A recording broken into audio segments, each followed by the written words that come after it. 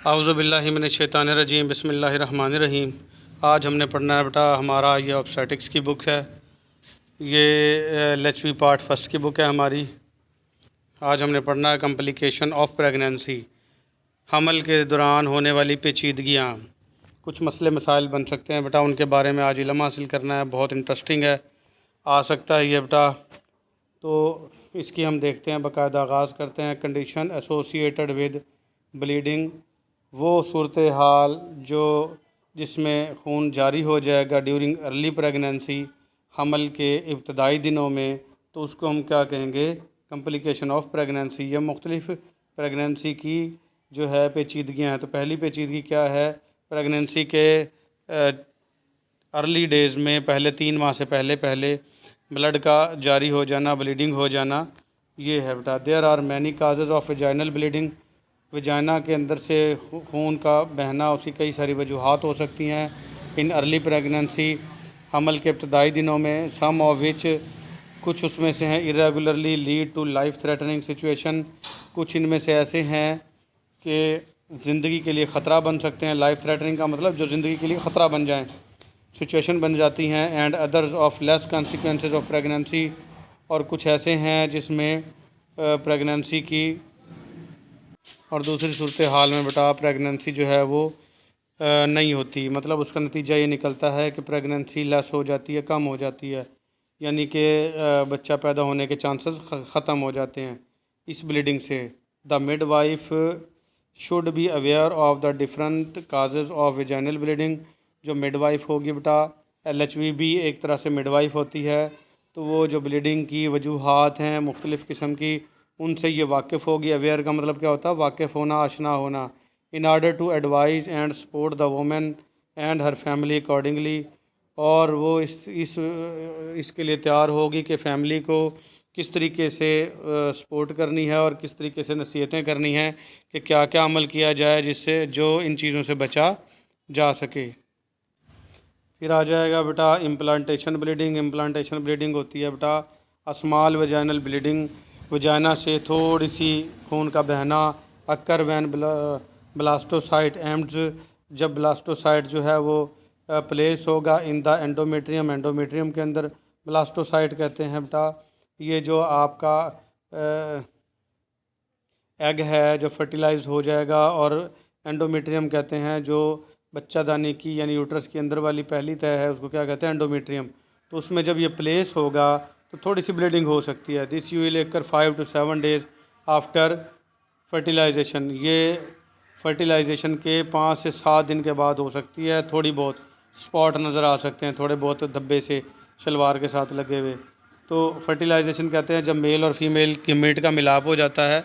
Mail के gamete sperm होते हैं बेटा, और फीमेल के गैमेट एग होते हैं, और इन दोनों का जब मिलाप हो जाएगा, तो जब मिलाप होने के बाद ये एंडोमेट्रियम में यानी बच्चादानी में जब ये फर्टिलाइज्ड एग जो है इम्प्लांट होगा, अपना स्टे करेगा, तो वहाँ थोड़ी सी ब्लीडिंग हो सकती है। फिर आ जाएगा सर्वाइकल लेशन। लेशन वैसे तो छालों को कहते हैं। It is condition in which the endo abnormal cells growth occur on the surface lining of the cervix.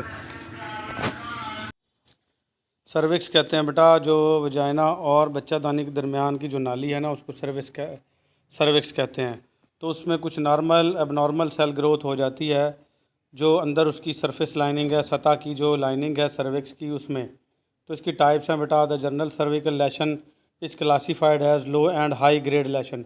ये लो एंड हाई ग्रेड हो सकते हैं, यानी कि कम भी हो सकते हैं, ज़्यादा।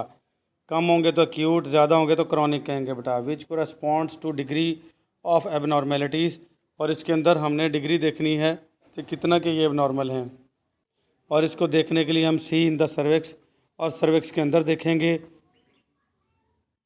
सर्विक्स का अंदर से मुआयना किया जाता है, मुआजना करते हैं इसको हम देखने के लिए। तो अगर हमें ये नज़र आ जाए तो ये ब्लीडिंग देखनी है। ये ब्लीडिंग अगर वजाइना की सर्विक्स की वजह से तो नहीं हो रही। अब ये बताया ये जा रहा है कि ये जो ब्लीडिंग है बेटा, या तो ये एबनॉर्मल है, अर्ली डेज़ में हो जाएगी, या फिर जो इम्प्लांटेशन ब्लीडिंग है जिसके अंदर आपका जो है ब्लास्टोसाइट जो है आपकी बच्चादानी के अंदर आके अटैच होगा, उसकी वजह से होगी, या सर्वाइकल में कुछ छाले बन जाएंगे जिसकी वजह से ये ब्लीडिंग हो सकती है। वजूहात क्या हैं? It is transmitted by any skin to skin contact with any infected person. ये जल्द का जल्द के साथ जब रब्ता होगा तो किसी भी शख्स के साथ अगर वो पहले से इन्फेक्टेड था, जैसे मेल फ़ीमेल मिलाप करते हैं बेटा, अगर मेल को था ये मसला तो फ़ीमेल को भी हो जाएगा। या कुछ औरतें भी ऐसी हैं आपस में मेल जोल रखती हैं, अगर उसको ये मसला था तो ये जरासीम जो हैं वो मुंतकिल हो जाएंगे दूसरी फ़ीमेल में।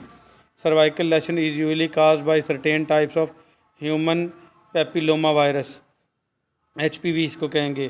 तो ये सर्वाइकल जो लेशन है सर्विक्स के अंदर जाके जो छाले बनेंगे ये एक वायरस की वजह से होते हैं, जिसको हम क्या कहते हैं, ह्यूमन पेपिलोमा वायरस।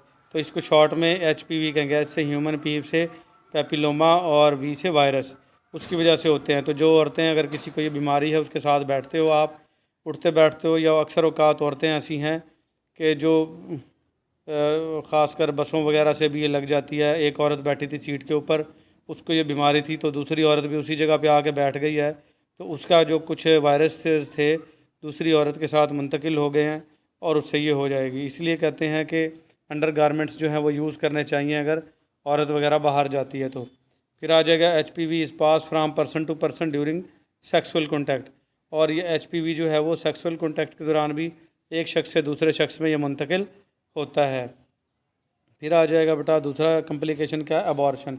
अबॉर्शन कहते हैं बच्चे का ज़ाया हो जाना, ठीक है, उसको अबॉर्शन कहते हैं। डेफिनेशन क्या है, एक्सपुल्जन ऑफ फिटस। फिटस कहते हैं कि वो बच्चा जो माँ के पेट में अभी परवरिश पा रहा है, जो माँ के पेट में बच्चा होगा उसको फिटस कहेंगे, और एक्सपुल्जन कहेंगे उसका ज़ाया हो जाना, बाहर निकल जाना। फ्राम द यूट्रस, बच्चादानी से, बिफोर द 24 वीक्स, 24 हफ्तों से पहले, ऑफ प्रेगनेंसी, हमल के, इस कॉल्ड अबॉर्शन, इसको अबॉर्शन कहेंगे। यानी कि 24 हफ्ते नहीं हुए थे और उससे पहले पहले बच्चा गिर गया है तो उसको हम अबॉर्शन कहेंगे। इन आवर कंट्री, हमारे मुल्क में 25% of pregnancies and in abortion, 25% जो प्रेगनेंसीज़ हैं, यानी 100 में से 25 औरतों को जो प्रेगनेंसी का ख़ात्मा अबॉर्शन पे ही होता है। The majority of abortion occurs to takes place in the second trimester. Majority जो है बहुत ज़्यादा, मेजॉरिटी कहते हैं ज़्यादा तादाद जो है अबॉर्शन की, बच्चे गिरने की, वो सेकंड ट्राइमेस्टर के दौरान होता है। ये बेटा प्रेगनेंसी के ट्राइमेस्टर होते हैं बेटा, 3 महीने के ट्राइमेस्टर हैं, 1 से 3 माह, 3 से 9, और 3 से 6 और 6 से 9। तो पहले ट्राइमेस्टर यानी पहले 3 माह के अंदर अंदर ही अबॉर्शन की तादाद जो है वो ज़्यादा है बेटा। These may be more dangerous for the mothers than the former and need greater care and attention.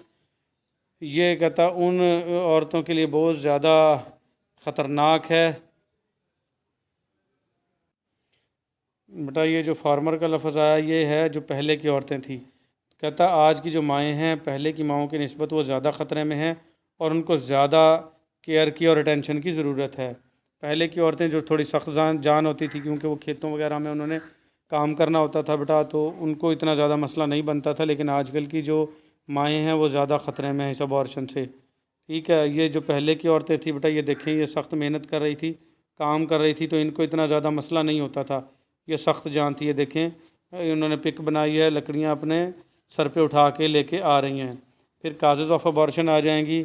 Abortion की वजूहात क्या हैं बेटा, no causes is found in the majority of patients. बहुत सारे मरीज़ ऐसे हैं उनमें कोई वजूहात मिलती ही कोई नहीं अबॉर्शन की, ऐसे खाम खा बच्चा ज़ाया हो जाता है उनका। फिर कुछ ट्रामा होते हैं, ट्रामा कहते हैं बेटा चोट, एक्सीडेंटल फॉल्स, एक्सीडेंटल आप गिरे हो, कहीं से चोट लगी है, कहीं बुलंदी से गिर गए हो, सीढ़ियाँ स्लिप हो गए हो, ठीक है। टायरिंग एक्सरसाइज, कुछ ऐसी वर्जिशें कर ली हैं जिनसे बहुत ज़्यादा आप थक गए हो, और एब्डोमिनल ऑपरेशंस, या कोई पेट का ऑपरेशन वगैरह हुआ है जिसकी वजह से ये हो गई हैं, में रिज़ल्ट इन द अबॉर्शन, इनकी वजह से अबॉर्शन हो सकता है। तो कुछ ऐसी हैं वजूहात मिलती भी नहीं हैं, और कुछ वजूहात जो नीचे बताई जा रही हैं ये भी हो सकती हैं। एट टाइम्स, जैसे ही टाइम होता है, deliberate interference with the pregnancy by डॉचेस।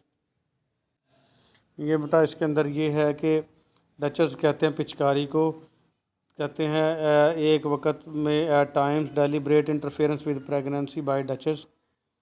Uterine sounds कहता है ये पिचकारी के साथ एक साउंड में आएगा आपके बच्चादानी से, और जो है अबॉर्शन हो जाएगी, बच्चा गिर जाएगा। इज़ मेड बाय पेशेंट और बाय एन अटेंडेंट, ठीक है। और ये पेशेंट या अटेंडेंट को ये चीज़ें जो है नज़र आएंगी, फील होंगी कि एक पिचकारी हुई है और जो है बच्चा दानी से कोई आवाज़ आई है और बच्चा ज़ाया हो गया है। फिर आ जाएंगे congenital malformation of foetus और यूट्रस। कंजेनिटल कहते हैं मरूसी, जो एक नस्ल से दूसरी नस्ल में मुंतकिल होती हैं बीमारियां, वो कंजेनिटल कहलाते हैं पैदाइशी तौर पर। मेल फॉर्मेशन कहते हैं ठीक से ना बनना, फिटस बच्चे का और द यूट्रस या बच्चादानी का।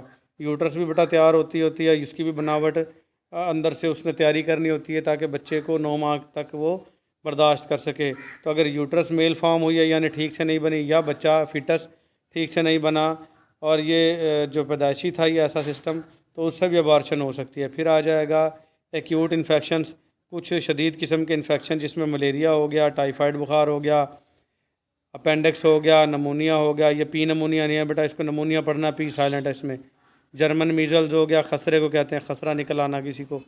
जर्मनी में पहले स्टार्ट हुआ था तो इसको जर्मन मीज़ल्स कहते हैं। खसरा बारीक बारीक दाने जिस्म पे निकल आते हैं।